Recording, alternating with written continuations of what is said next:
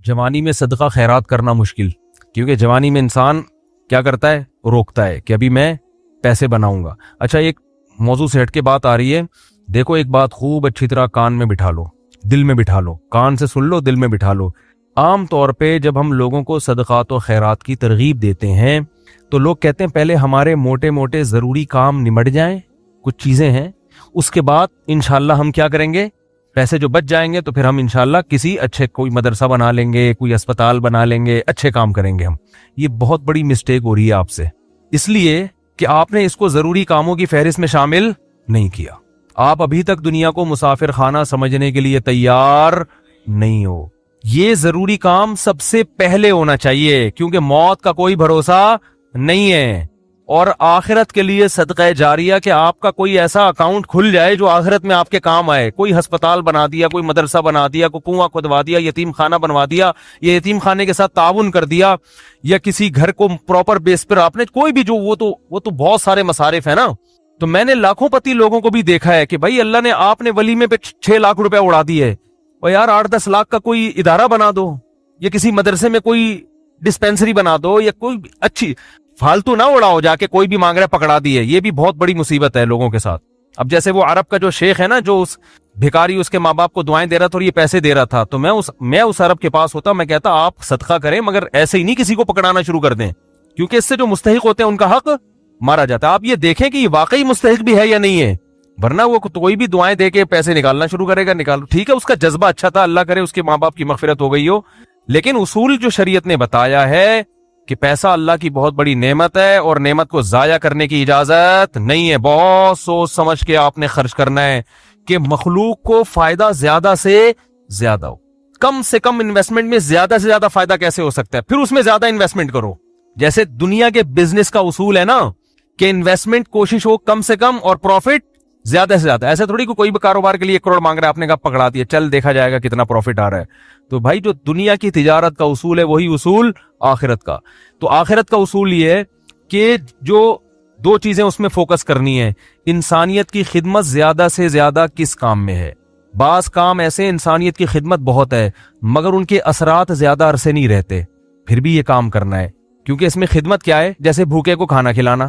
اب ایک آدمی کے پاس کھانے کے پیسے نہیں، علاج کے پیسے نہیں، وہ تو مر جائے گا بیچارہ، بھوک کی تکلیف کون برداشت کر سکتا ہے۔ تو بھوکے کو کھانا کھلانا یہ بظاہر صدقہ جاریہ تو نہیں ہے، کیونکہ یہ زیادہ ٹائم تک چلے گا نہیں نا، کھانا کھا لیا پیٹ بھر گیا بس ختم، لیکن یہ خدمت بہت بڑی ہے، تو اس کو بھی فوکس کرنا ہے۔ اور بعض چیزیں ایسی ہوتی ہیں کہ جس میں فوری طور پر خدمت تو بہت نہیں ہو رہی ہوتی، لیکن اس کا اثر آپ کے مرنے کے بعد بھی قائم، جیسے کنواں بنا دیا آپ نے۔ اب کنواں ایسی چیز ہے، جب تک کنواں رہے گا لوگ پانی پیئیں گے، آپ کو ثواب ملتا رہے گا۔ درخت لگا دیا، مر گئے تو درخت سے کو بہت زیادہ، ایک درخت سے کیا فائدہ ہوگا، نہیں آ رہی سمجھ میں بھائی آپ نے ایک نیم کا درخت لگا دیا تو کوئی بہت تو نہیں نا، کوئی لوگ اس کو کھائیں گے تھوڑی، نہیں بھی لگاتے تو کیا ہو جاتا۔ تو اس میں انسانیت کا فوری طور پہ کوئی بہت زیادہ فائدہ نہیں ہو رہا ایک درخت سے، لیکن اس کے اثرات بہت دیر تک قائم رہیں گے۔ یعنی آپ مر بھی گئے تو درخت کے نیچے کوئی بھی چھاؤں لے گا، درخت آکسیجن سے فائدہ پہنچائے گا، چرند پرند اس سے کھائیں گے۔ تو آپ صلی اللہ علیہ وسلم نے فرمایا، صحیح مسلم کی حدیث ہے، جس نے درخت لگا کے مر بھی گیا تو جب تک درخت رہے گا اس کو ثواب ملتا رہے گا۔ تو اس میں فائدہ تو کم ہے لیکن دیر پا ہے، مرنے کے بعد بھی یہ عمل چلتا رہے گا۔ تو ان 2 قسم کی چیزوں کو فوکس کرنا ہے، اور کچھ چیزیں ایسی ہیں جس میں جسمانی فائدے کے ساتھ دینی فائدہ بھی ہے، جیسے دینی مدارس کو سپورٹ کرنے کا فائدہ کیا ہوتا ہے، غریب طلبہ کو کھانا بھی ملتا ہے، علم بھی ملتا ہے، وہ عالم بن کے دنیا میں کام کرتے ہیں۔ تو صدقہ جاریہ بھی مرنے کے بعد وہ علماء جو کام کریں گے، پھر آگے ان سے جو ہدایت پھیلے گی، پھر وہ لوگ آگے جو تبلیغ کریں گے، تو جب تک اسلام باقی رہے گا آپ کو ثواب ملتا رہے گا۔ لیکن اب یہ بھی نہیں کہ کسی بھی مدرسے میں اٹھا کے دے دو، سوچ سمجھ کے کون کام کر رہے ہیں، کون ویژنری لوگ ہیں، کون بہت، اس میں پھینکنا نہیں ہے میرے بھائی، جیسے دنیا کی تجارت میں پیسہ پھینکا نہیں جاتا، بہت سوچ سمجھ کے۔ کوئی بھی آپ کے پاس آئے بولے 1 لاکھ روپے دو، میں پیسے کما کے آپ کو ہر مہینے 6,000 روپے دیا کروں گا، آپ پکڑا دو گے؟ ہے انکوائری کرو گے بھائی 1 لاکھ کہاں، کون سا کاروبار آ گیا جس میں 1 لاکھ پہ آپ مجھے 10,000 دو گے یا 6,000 دو گے؟ وہ بتائے گا یہ ہے، اچھا مجھے دکان دکھاؤ چل کے۔ پھر جب آپ کو دکان دکھائے گا تو آپ کہو گے جب 1 لاکھ پہ آپ 6,000 کما سکتے ہو تو اپنے ہی لگا لو، ہیں؟ کیا خیال ہے بھائی؟ میرے والد صاحب نے کہا تھا جو بھی آئے نا پیسے مانگنے، اور کہے کہ اس انویسٹمنٹ میں اتنا پروفٹ ہے, آدھا تمہیں دوں گا آدھا خود رکھوں گا, تو اس سے پہلے پوچھو کہ تمہارے پاس کتنے پیسے ہیں, وہ بتائے اتنے, تو پھر پورے اپنے کیوں نہیں لگا لیتے, اس میں پورا پروفٹ خود رکھو. کیا خیال ہے بھائی؟ ہاں وہ غریب آدمی ہو تو ایک الگ بات ہے, اور اللہ کا شکر ہے مجھے اس کا فائدہ ہوا, ایک دفعہ ہوا, دوسری دفعہ والد صاحب کی نصیحت پہ عمل نہیں کیا تو سارے پیسے ہی الحمدللہ سارے ڈوب گئے تھے. ٹھیک ہے, ایک دفعہ فائدہ بھی ہوا. ایک صاحب جو ایک بڑے پوش ایریا میں رہتے تھے, میں چونکہ اس ایریا کا نام لوں گا تو کہیں ایسا نہ وہ سمجھ جائیں, لیکن قصہ پرانا ہو گیا وہ نہیں سمجھیں گے, پھر بھی احتیاط یہی ہے کہ نام نہ لیا جائے. مالدار علاقے کے تھے, مجھے کہنے لگے کہ میں یہ کاروبار کرنا چاہتا ہوں. اچھا, اس ایسے ایریا میں رہتے تھے کہ مجھے پتا تھا اتنے پیسے تو ان کے پاس ہوں گے ورنہ اس ایریا میں رہ نہیں سکتا آدمی. اب ایک آدمی ڈیفینس, ایک مثال دے رہا ہوں ڈیفینس کی, ڈیفینس میں رہتا ہو اور کہ میری تنخواہ 10,000 روپے, تو آپ کہو بھائی 10,000 والا ڈیفینس میں نہ کرائے پہ رہ سکتا ہے اور اپنا گھر ہو تو سوال ہی پیدا نہیں ہوتا, یہ کروڑوں کا تو نے گھر کیسے خرید لیا 3 کروڑ کا ہے بھائی, ہو سکتا ہے 4 کروڑ. اسٹیٹ ایجنٹ والے مجھے پھر فون کریں گے آپ نے ڈیفینس کی ویلیو کیا کر دی ہے, بیان میں گرا دی ہے. تو میں مثال دے رہا ہوں, یا اب ہر بیان کو نا لوگ بڑے سینسیٹیو بن کے لے رہے ہوتے ہیں کہ آپ نے ڈیفینس میں 3 کروڑ بول دیے, ہماری تو ویلیو. تو اب کیونکہ شہرت ہو گئی ہے نا تو ہر چیز کو کوئی بہت زیادہ لوگ سیریس ہو رہے ہیں. 25 کروڑ ٹھیک ہے نا, 25 کروڑ کا. اب اس سے پھر لوگ پریشان ہوں گے, یار ہم لے رہے تھے آپ نے قیمت بڑھا دی. تو بھائی یہ محض ایک مثال ہے, مجھے نہیں پتا ڈیفینس میں قیمتیں کیا چل رہی ہیں, تو کچھ بھی لگا لو قیمت. تو آپ نے کیا کیا, بات کیا چل رہی تھی, ہاں بندہ میرے پاس آیا, رہتا پوش ایریا میں, مالدار علاقے میں, مجھے کہنے لگا آپ مجھے پیسے دو, میں یہ چیز خرید کے بیچوں گا, آدھا پروفٹ آپ کا آدھا میرا. تو مجھے ابا کی بات یاد آ گئی. میں نے کہا جو اتنے انویسٹمنٹ آپ مجھ سے کروا رہے ہو تو یہ چیز آپ خود خرید کے بیچ دو پورے پیسوں کی, پورا پروفٹ آپ کا, مجھے آدھا کیوں دے رہے ہو؟ انویسٹمنٹ جو مجھ سے کروا رہا ہے اور آدھا پروفٹ دے رہا ہے, اس کا مطلب وہ رسک لینے کے لیے تیار نہیں ہے. بولے ڈوبیں تو اس کے ڈوبیں, اس کا مطلب آپ کو خود پتا ہے کہ یقینی پروفٹ نہیں ہے. سمجھتے ہو کہ نہیں سمجھتے؟ تو کسی کو پیسے دینے سے پہلے جیسے انکوائری کرتے ہو نا, صدقہ خیرات سے پہلے بھی ایسے انکوائری کیا کرو, کیونکہ آپ کے پاس لامحدود رقم نہیں ہے. غیر مستحق کو دینے کا سب سے بڑا نقصان یہ کہ مستحق لوگ رہ جاتے ہیں. لوگ کہتے ہیں کسی غیر مستحق کو چلا گیا تو کیا ہے, او بھائی پھر اتنے پھر مستحقین رہ جائیں گے اس سے, اور ثواب کمانا ہے نا تو ثواب تو جب ہی ملے گا جب آپ کا پیسہ صحیح جگہ پہ جائے گا. جو غیر مستحق ہو اس کو ہدیہ دے دیا کرو بھائی دوستی یاری میں, کہ چل یار گفٹ ہے. بات آ رہی ہے سمجھ میں؟ تو یہ میں اہم پوائنٹ کی بات بتا رہا ہوں کہ 2 جگہ خرچ کرنا ہے, ضرورت اور دوسرا جس کا اثر دیر پاؤ. صدقہ جاریہ بھی اچھی چیز ہے, اور انسانیت کی ضرورت پوری کرنا. آپ کہہ سکتے ہیں یار ایک بھوکے کو کھانا کھلا دیا, پیٹ بھر گیا, تو وہ تو بس ایک ثواب مخصوص مل گیا, تو اب تو ختم نا. صدقہ جاریہ تو قیامت تک رہتا ہے. یہ اس لیے بتا رہا ہوں کہ ہم بعض دفعہ لوگوں کو بتاتے ہیں کہ یار یہ دیکھو یہ غریب ہے, اس کو بیوہ ہے, اس کے گھر میں راشن ڈال دو, کہہ رہے ہیں نہیں ہم تو صدقہ جاریہ چاہتے ہیں. تو یاد رکھو صدقہ جاریہ کے اپنے فضائل ہیں کہ وہ چلتا رہے گا آپ کا, لیکن بھوکے کو کھانا کھلانے کے, اس کی ضرورت پوری کرنے کے اپنے, وہ ثواب تھوڑا ہے لیکن وزنی بہت ہے. وزنی کیسے؟ حدیث میں آتا ہے قیامت کے دن اللہ اعلان کریں گے, جب میدان حشر ہوگا نا, بہت سختی کا دن ہوگا, تو اللہ اعلان کریں گے کہاں ہیں وہ لوگ کہ جب میں بھوکا تھا تو انہوں نے مجھے کھانا کھلایا, میں پیاسا تھا تو انہوں نے مجھے پانی پلایا, آج ان بھوکوں کو میں کھلاؤں گا کیونکہ انہوں نے مجھے کھلایا تھا. جیسے ہوتا ہے نا, آپ کو بھوک لگ رہی تھی, کسی نے آپ کا اکرام کیا, تو اب آپ کو کہیں وہ بھوکا نظر آئے تو آپ سب سے پہلے اس کو کھلاؤ گے نا. یار میں ٹی وی میں آ رہا ہوں کیا ہے, تھک گئے ہو تو بیان ختم کر دیتا ہوں, بس ویسے ہی بھی ختم ہونے والا ہے. دیکھو غیرت مند انسان کیا کرتا ہے, آپ بھوکے تھے, اور آسان مثال, آپ کی گاڑی میں پیٹرول ختم ہو گیا, آپ نے پیٹرول پمپ والے سے کہا یار تھوڑا سا ڈال دو, پیسے بعد میں دے دوں گا میں آپ کو, ابھی جیب میں ہے نہیں. اس نے کہا چل یار ڈال دیا پیٹرول, میں اپنے پیسوں سے ڈال رہا ہوں, جاؤ یار. ایک دن کیا ہوا, اتفاق سے آپ پیٹرول پمپ کے مالک بن گئے. وہ آیا گاڑی لے کے, پیٹرول نہیں ہے, لائن لگی ہوئی ہے, بہت سے غریب آ گئے بغیر پیٹرول کے نا. ٹھیک ہے نا, اب آپ کے پاس محدود پیٹرول ہے, تو آپ کس کی گاڑی میں ڈالو گے؟ آپ اعلان کرو گے بھائی جنہوں نے میری بائک میں یا گاڑی میں پیٹرول ڈالا تھا نا, وہ بندہ آگے آ جائے, اس کو تو اس کی ضرورت تو پوری کرنی. تو ایک عام انسان جب یہ کام کرتا ہے تو اللہ تو غیور ہے بھائی, تو اللہ اعلان کرے گا, بھوک اور پیاس میں لوگ تل ملا رہے ہوں گے, اللہ کہے گا سب سے پہلے ان کو کھلاؤں گا جنہوں نے جب میں بھوکا تھا مجھے کھلایا, جب میں پیاسا تھا مجھے پلایا. تو لوگ کہیں گے اللہ تو کہاں بھوکا ہو سکتا ہے, تو اللہ کہیں گے میری مخلوق میں فلاں شخص بھوکا تھا, تو اس کا بھوکا رہنا ایسا ہی ہے جیسے میں, کیونکہ حدیث میں آتا ہے الخلق عیال اللہ, جیسے گھر کا کوئی سربراہ ہوتا ہے نا, تو بچے بھوکے ہوں گے تو تکلیف کس کو ہوتی ہے, باپ کو ہوتی ہے کہ نہیں ہوتی ہے؟ تو آپ صلی اللہ علیہ وسلم نے فرمایا اللہ کی مخلوق بھی ایسے جیسے اللہ کے اہل و عیال. اللہ کا تو اہل و عیال نہیں ہوتے لیکن مثال دی ہے, ایسے ہی ہے. اللہ کو ان کی فکر ایسے ہی ہے. وہ الگ بات ہے بہت سے بھوکے مرتے ہیں, یہ اللہ کی تقدیر ہے, یہ اللہ کی حکمت ہے. دنیا کو اللہ نے ایسے ہی چلایا ہے کہ کسی کو ملے گا کسی کو نہیں ملے گا. یہ اب اس میں تو اللہ سے نہیں الجھ سکتے, لیکن اللہ اعلان کرے گا کہ میری مخلوق میرا خاندان تھی. گویا کہ اللہ کا خاندان نہیں ہوتا, یعنی میرے ماتحت تھی اور میں لوگوں کے ذریعے لوگوں کو کھلاتا ہوں. تو جب میں بھوکا تھا تو فلاں کا بھوکا ہونا ایسا ہی ہے جیسے میں بھوکا. تو اس سے پتہ چلتا ہے کسی بھوکے کو کھانا کھلانا ایسے جیسے آپ کس کو کھلا رہے ہو, اللہ کو. تو اگرچہ یہ صدقہ جاریہ نہیں ہے لیکن بھائی ایک نیکی ہے, لیکن یہ وزنی بہت زیادہ ہے. تو ان دونوں مدوں میں خرچ کیا کرو. کرو گے کب؟ لوگ کہتے ہیں اچھا ٹھیک ہے, وہ ایک دو کو تو کھلا دیتے ہیں. جو بڑا اماؤنٹ جو ہے نا, جیسے اپنی شادی بیاہ پہ خرچ کرتے ہیں, گاڑیوں پہ خرچ کرتے ہیں, مکان پہ خرچ کرتے ہیں, اس ٹائپ کا اماؤنٹ اللہ کے لیے خرچ. اللہ کے لیے بس وائپر والے کو 20 روپے. اب تو 20 ریٹ تھوڑے بڑھ گئے, ورنہ 5 پہ چل لیتے. وہ پھر کھلا مانگ بھی رہے ہوتے تھے. وہ پھر کیا مانگ رہے ہوتے تھے؟ ایک آدمی نے کسی فقیر سے کہا کہ ایک فقیر کسی آدمی کے پاس آیا کہ اللہ کے نام پہ نا پتہ نہیں کچھ چائے پلا دو یا کچھ کھانا کھلا دو. تو اس نے 100 کا نوٹ نکالا, بولا کہ 50 روپے ہیں. اس نے کہا ہاں. اس نے کہا کہ 50 روپے دے گا واپس لے. اس نے کہا پہلے وہ اس سے پی لو جا کے. ٹھیک ہے, یہ بھی لوگوں کو جانچنے کا ایک, بھائی بھکاری بولے جی پہلے وہ پیسے تو خرچ کرنا تھے تیرے پاس ہیں. یہ بھی ایک طریقہ, بڑا خاندانی طریقہ ہے یہ. ٹھیک ہے نا. تو کیا بات کر رہے تھا یار, اصل میں آج میں اتنا صبح سے گھوم رہا ہوں نا, آج میں 1 منٹ کے لیے نہیں بیٹھا ہوں. صبح سے یہ کام وہ کام, ادھر ملاقات, ادھر جاؤ, فلاں ملتان سے آئے, فلاں خانے وال سے آئے, فلاں جماعت آئی ہوئی ہے, فلاں یہ ہو رہا ہے. کھوبڑی سارا دن گھوم گھوم کے نا جب بیان میں بیٹھتا ہوں تو وہ اتنے مختلف قسم کے سگنل آ رہے ہوتے ہیں کہ اس کو گچی سے پکڑنا کیا ہوتا ہے, بہت مشکل ہوتا ہے کہ یار پوائنٹ سے ہٹے نہیں.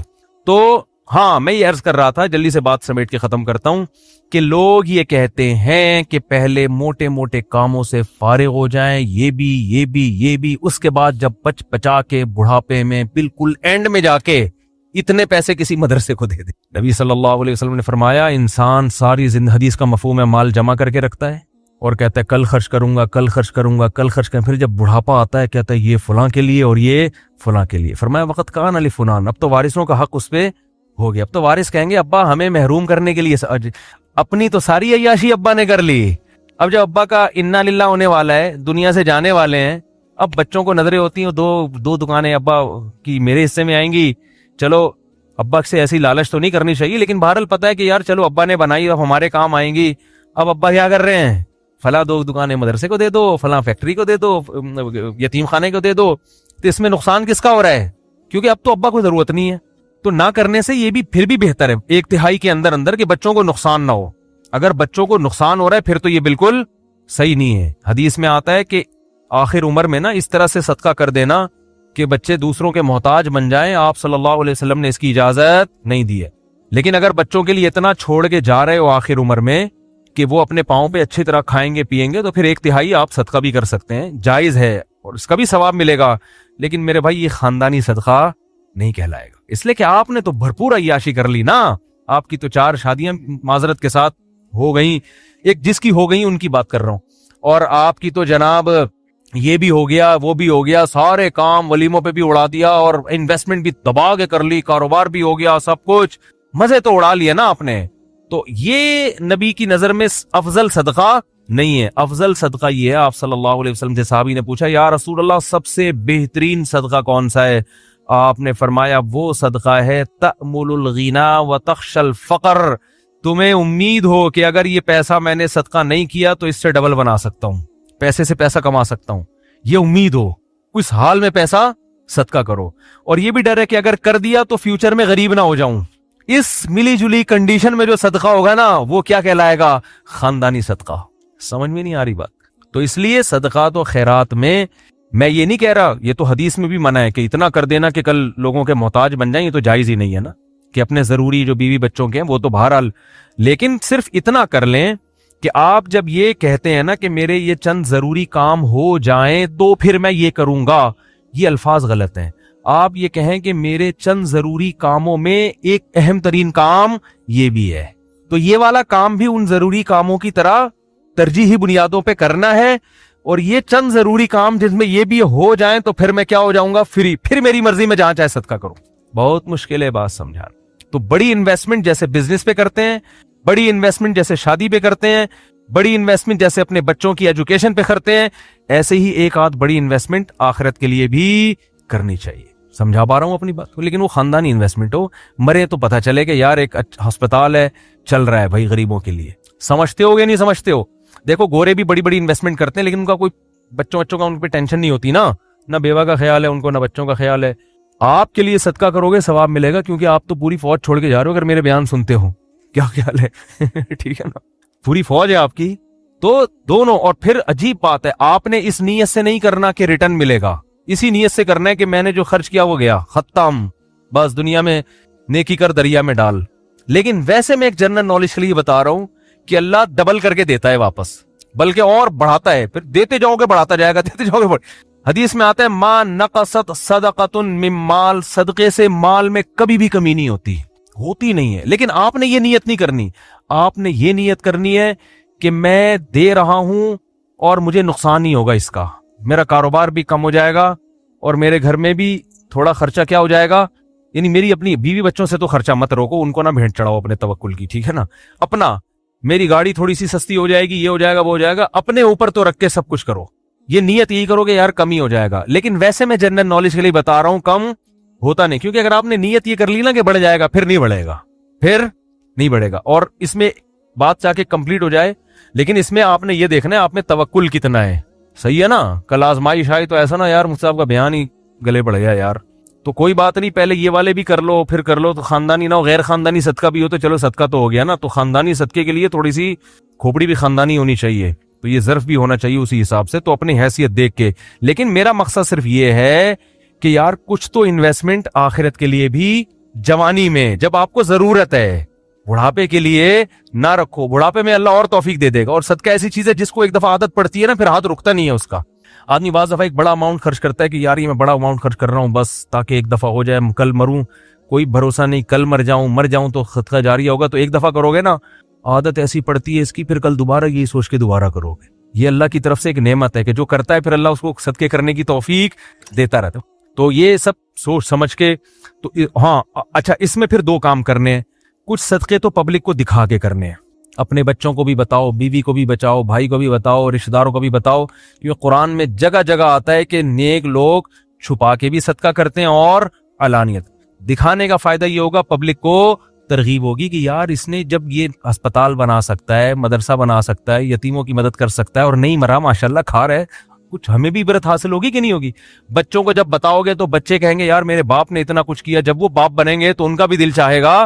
تبھی میں لوگوں سے کہتا ہوں اپنی بہنوں پہ خرچ کیا کرو لفافے میں, اور بچے کو بتاؤ دیکھو میں نے پھپھو کو تمہاری اتنے پیسے دیے, شو مارنے کے لیے نہیں, تاکہ وہ بھی آپ کی بہنوں آپ کی بیٹیوں پہ, جب آپ اپنی بہنوں پہ اپنی اولاد کے سامنے خرچ کرو گے تو آپ کا بیٹے کو خیال ہوگا کہ یار مجھے بھی جب میری ارننگ آئے گی تو مجھے بھی اپنی بہنوں کا خیال کرنا ہے. ہماری یہ پرمپرا ہے, ہمارے خاندان میں مرد عورتوں کا خیال کرتے ہیں.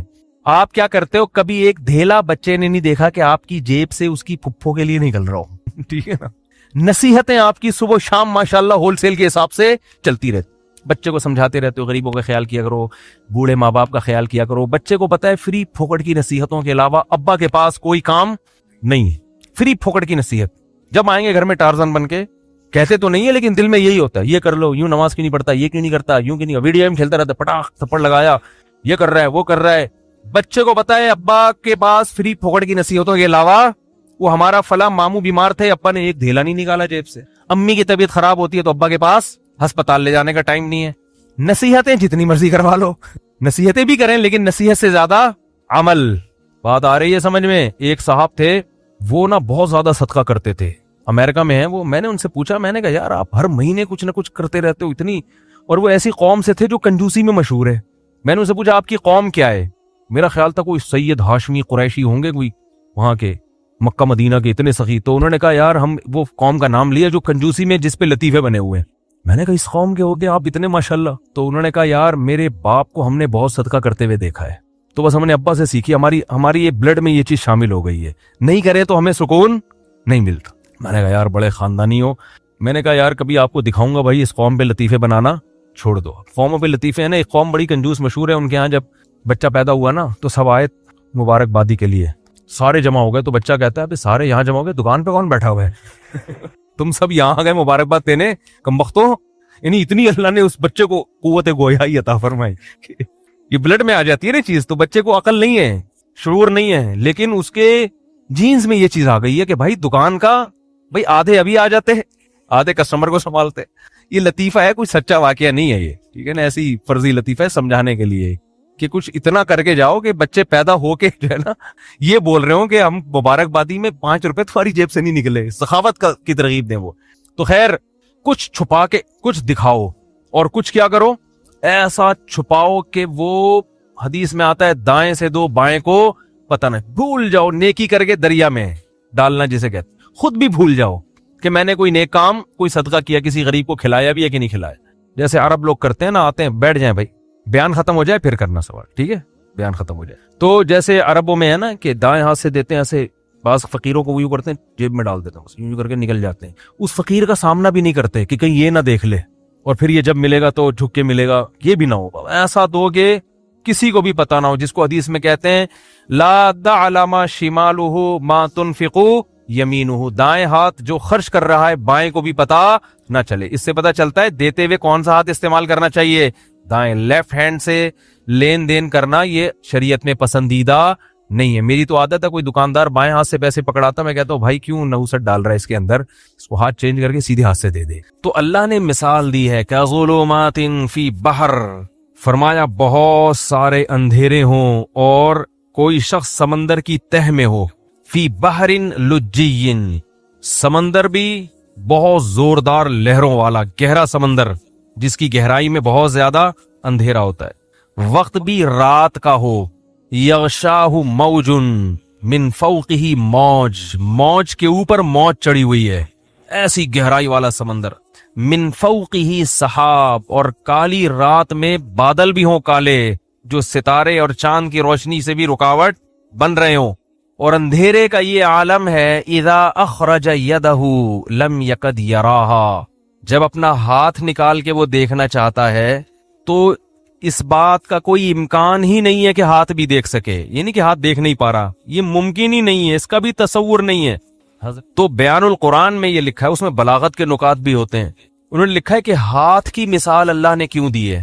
اذا خرج یدہ, اللہ نے کہا کہ اتنا اندھیرا ہے کہ ہاتھ نکال کے دیکھنا چاہے تو وہ بھی نظر نہیں آتا. فرمایا اس لیے کہ ہاتھ کو اپنے حساب سے قریب اور دور کر سکتے. بعض لوگوں کی دور کی نظر کمزور ہے, بعض کی قریب کی نظر کمزور ہے. ہاتھ کے علاوہ جو ہے نا, ہاتھ جب آپ ایسے کریں, ایسے کر لو, تھوڑا دور کر لو, یوں آنکھیں پھاڑ کے تھوڑا سا, اور اپنے حساب سے مینج کر سکتے ہو آپ اس کو. اپنا ہاتھ بھی اگر سجائی نہیں دے رہا, کس قدر اندھیرا ہوگا. تو اللہ فرماتے ہیں اس شخص کی مثال ہے کس کی, جس کے پاس ہدایت کی روشنی نہیں ہے. جیسے یہ حیران سرگردان سفر کرے گا, اب اس کو کیا پتا کہ اگلا قدم میں نے کہاں رکھنا ہے, اگلے قدم میں کھائی ہے یا پھول بچھے ہوئے ہیں یا قالین بچھے ہوئے ہیں. ساری زندگی اسی قسم پرسی میں گزارے گا جو شخص, اس کی دل کی حالت کیا ہوگی, دماغ کی حالت کیا ہوگی, کیسی پریشانی ہوگی. یہ دنیا کا عذاب ہے ان لوگوں کے لیے جو شریعت کو فالو نہیں کرتے. ہر شخص کو خوش کرنے کی کوشش میں لگے ہوئے ہیں. داڑھی کیوں نہیں رکھی جاتی, لوگ کیا کہیں گے. تو کیا بغیر داڑھی والوں سے لوگ خوش ہیں بھائی؟ میں اچھا نہیں لگوں گا, ملا سے لگوں گا, لوگ کیا کہیں گے. تو بھائی لوگ تو اللہ تعالیٰ نے یعنی دنیا میں سزا کیا دی ہے. میں یہ عرض کر رہا تھا کہ ہم دنیا کو خوش کرنے کے لیے کام کرتے ہیں, مگر دنیا خوش ہم بھی کیا کرتے ہیں. کافر تو مکمل کنفیوز ہوتا ہے, مسلمان آدھا تیتر آدھا بٹیر. وہ کلمہ تو پڑھ لیتا ہے, جنت جہنم پہ یقین بھی کر لیتا ہے, لیکن آدھی شریعت کو فالو کرتا ہے. وہ اتوار کو بیان سننے آ جائے گا, جمعے کا بیان سن لے گا, لیکن بہت ساری چیزوں میں کیا کرے گا, یار نہیں یار یہ بیوی ناراض ہو جائے گی, یار یہ تو ابا, یہ تو دوست بولیں گے یار تم تو پروفیشنل مولوی لگ رہے ہو بالکل ہی, یار تم تو بالکل ہی یار یعنی عجیب سے ہو گئے ہو. اس طرح کی باتیں لوگ کرتے ہیں. تو ایسے لوگ یہ سمجھتے ہیں کہ ہم لوگوں کو خوش کر کے سکون کی زندگی گزاریں گے, حالانکہ وہ سکون کی زندگی نہیں گزار سکتے. کیوں؟ قرآن نے اس کو بڑا اچھی مثال سے سمجھایا ہے. فرمایا ضرب اللہ مثلا رجلا فیہ شرکاء متشاکسون ومثلا ورجلا سلما لرجل. فرمایا بتاؤ ایک آدمی ایسا ہے جس کے کئی آقا ہوں, کئی محبوب ہوں, اور وہ کئی محبوب بھی ایسے ہیں جن کے مزاجوں میں آپس میں بڑا اختلاف ہو. کئی محبوب ایسے ہیں جن کے مزاجوں میں آپس میں، مثال دیتا ہوں، کسی کی 4 بیویاں اور چاروں اپوزٹ دماغ کی ہیں، تو وہ ڈپریشن کا مریض بنے گا کہ نہیں بنے گا؟ چاروں کو خوش رکھنا اس کے لیے ممکن ہوگا ہی نہیں، چاروں کا مزاج بالکل الگ، چاروں پھڈے باز۔ وہ کہتی ہے میری دعوت قبول کرو، میرے ہاں ناشتہ کرو، کہہ رہی ناشتہ آپ نے میرے ہاں ہی کرنا ہے۔ تیسری کہہ رہی ناشتہ تو آپ کا باپ بھی میرے یہاں کرے گا۔ چوتھی کہہ رہی ہے ناشتہ روزانہ کس کے گھر ہوگا؟ میرے گھر۔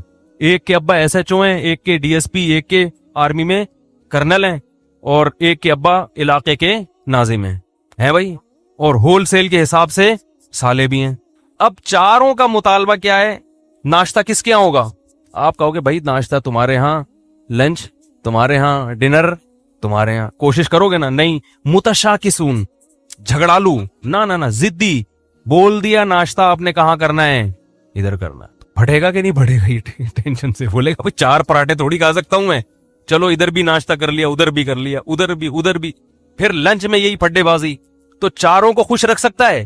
بولو بھائی، نہیں رکھ سکتا۔ ایک کہہ رہی مجھے اپنے ساتھ سفر پہ لے کے جاؤ، دوسری کہہ رہی اس دفعہ سفر پہ میں نے جانا ہے، تیسری کہہ رہی اس دفعہ تو ان دونوں نہیں جانا، میں نہیں جانا ہے۔ وہ قرآن اندازی کرے گا، نہیں قرے کو ہم نہیں مانتے، چلو بیگم تمہیں اس دفعہ تمہیں لے جاتا ہوں، اگلے چکر میں تمہیں نہیں، اسی دفعہ میں نے بھی۔ متشاکسون کا مفہوم سمجھا رہا ہوں آپ، پھڈے باز، ہر ایک کی خواہش ہے کہ ابھی میری جو چاہت ہے اس کو پورا کرو۔ بھائی آپ پورے ہو جاؤ گے اس میں، نہیں ہو سکتا۔ 4 دوست ہیں، کوئی بھی 4 محبوب ہیں، یا 3 ہیں، یا 2 ہیں، یا کئی سارے ہیں، اللہ فرماتے ہیں یہ شخص کبھی بھی سکون کی زندگی، بولو بھائی، آپ کہیں گے پھر میں 4 کی ترغیب کیوں دیتا ہوں جب سکون اللہ خود کہہ رہے ہیں؟ بھائی وہ اس لیے کہ ایسا ہوتا نہیں ہے کہ چاروں ایک کا ناشتہ کر لو، ایک کے لنچ کر لو، ایک کے ڈنر کر لو، اگلے دن پھر ناشتہ یہاں کر لو، تو باریاں شریعت نے اسی پڈے سے بچنے کے لیے، پھر بھی نہیں ہے تو پھر جاؤ ڈاکٹر کو دکھاؤ۔ تو ہم کب کہتے ہیں کہ لڈو کھانے کی نیت سے کرو؟ ہم تو کہتے ہیں بھائی جہاد ہے، پٹو گے، ٹھیک ہے، یہ تو ہم پہلے کہتے ہیں، ثواب ملے گا مگر پٹنے کا الگ ملے گا اور شادی کا الگ سے ملے گا، تو ضرورت ہے معاشرے کی۔ تو اللہ تعالیٰ فرماتے ہیں کہ ایک آدمی ہے ایسے ہیں جس کے محبوب ہیں، جس کے کئی خدا ہیں، ایک خدا کو خوش کرتے ہو دوسرا خدا ناراض ہو جاتا، دوسرا وہ ہے سلام الرجل جس کا صرف ایک آقا ہے، اس کو پتا ہے صرف میں نے اس کو خوش کرنا ہے، اس کی چاہتوں کو پورا کرنا ہے۔ فرمائے بتاؤ هل يستویان مثلا، کیا سکون اور اطمینان میں دونوں برابر ہو سکتے ہیں؟ آج مسئلہ یہ ہے کہ ہم نے ایک اللہ کو محبوب حقیقی بنایا ہی نہیں ہے۔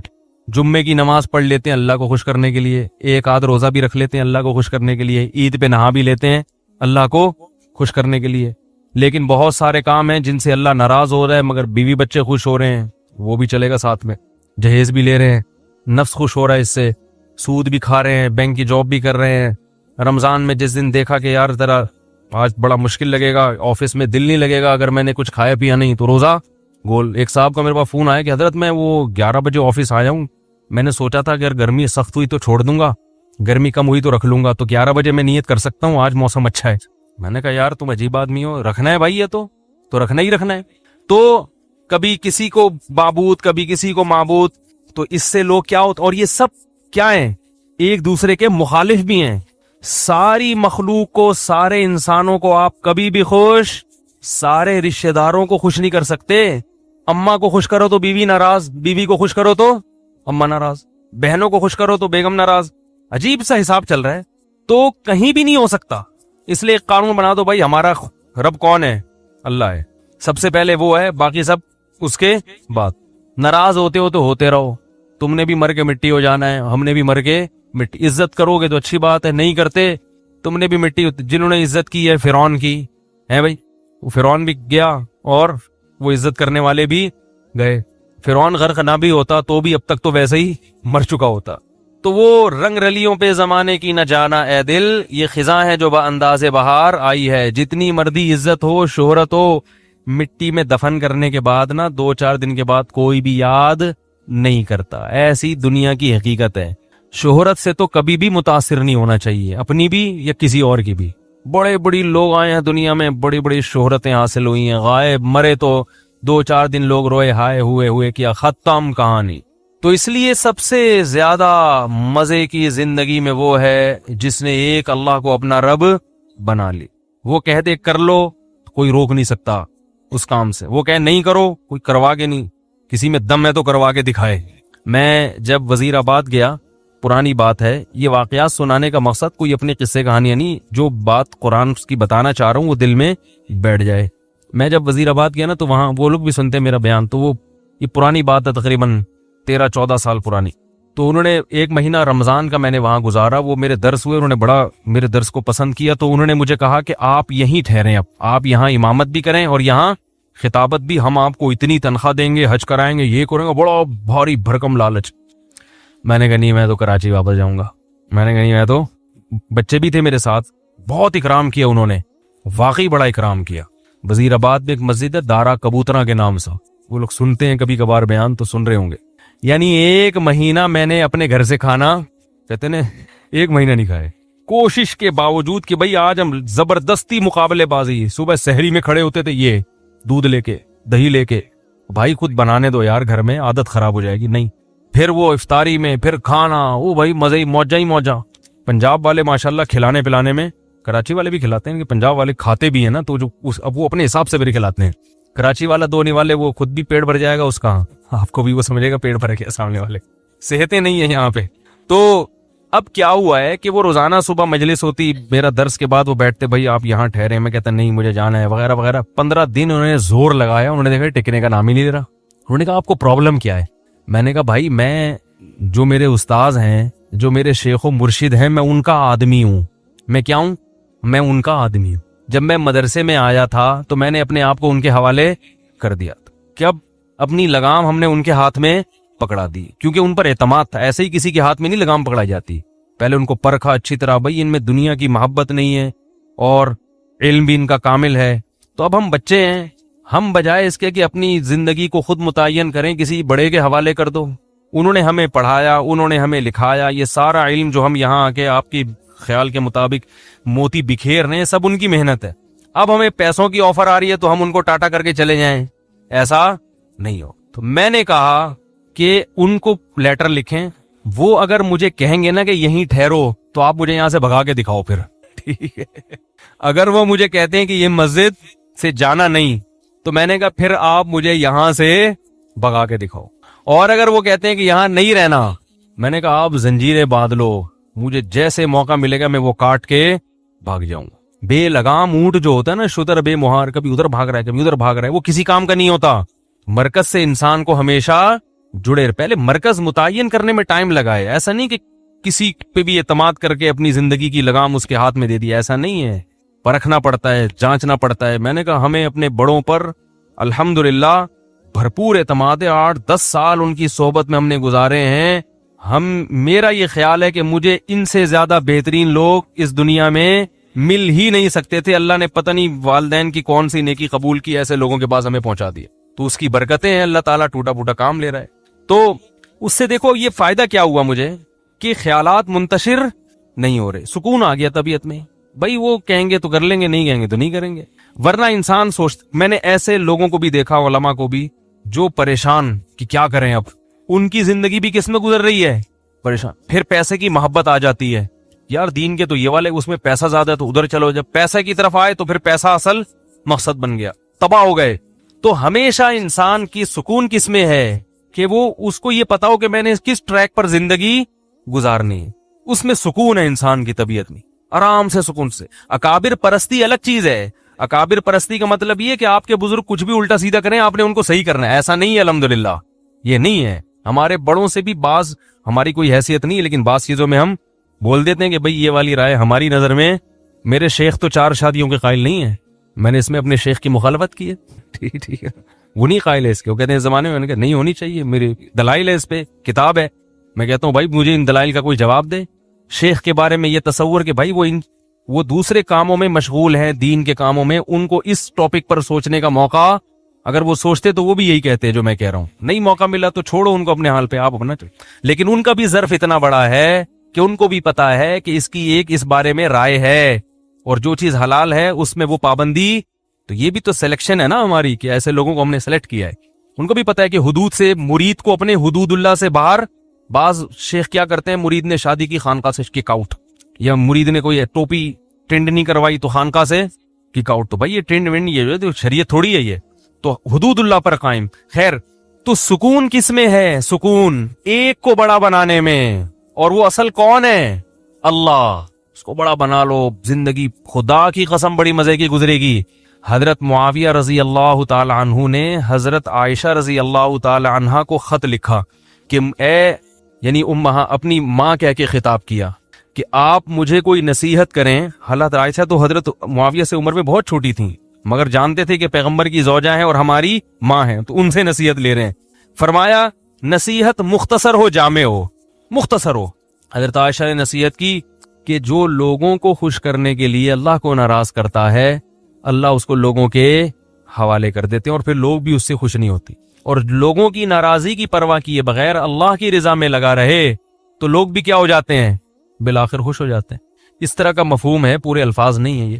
تو ایک کو اگر اللہ خدا بنا لیا جائے نا, بس وہی ہے, تو سب سے پہلا فائدہ کیا ہوتا ہے؟ زندگی میں سکون, آپ کو منزل کا پتہ چل جائے.